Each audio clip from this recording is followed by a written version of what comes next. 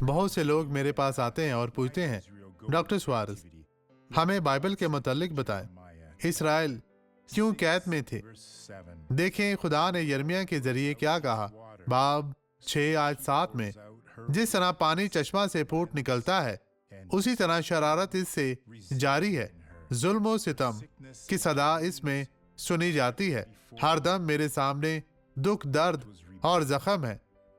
ये बगावत थी। खुदा को छोड़ना ऐसे लोग जो बहुत नुकसान उठाते हैं, ऐसे लोग आपको बेशुमार मिलते हैं दुनिया भर में यहाँ, क्योंकि अब्दियत में ये कहे बगैर आपको निजात नहीं मिल सकती कि खुदा ही आपका निजात दहिंदा है। अब ये गवाही देखिए और बरकत पाएं।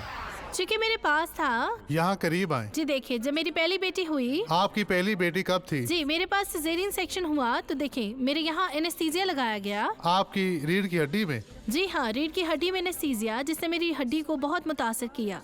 तो मेरी जब बेटी 43 साल की थी, अभी देखिए, फिर मैंने रीढ़ की हड्डी एनेस्थीसिया के साथ एक और सर्जरी करवाई।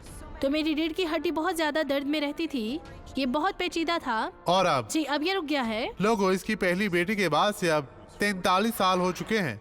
आए अब दुआ करे। बाप, मैं सबके लिए दुआ गो हूँ जो बदी की मुसीबतें, परेशानियों में जकड़े हुए हैं। खुदा मैं यस्सु के नाम में हर तरह के बदी को इनकी जिंदगी से निकालता हूँ और मफलूज करता हूँ। बदी अब चली जा, कभी भी वापस ना आना, यस्सु के नाम में। खुदावंद आपको बरकत दे।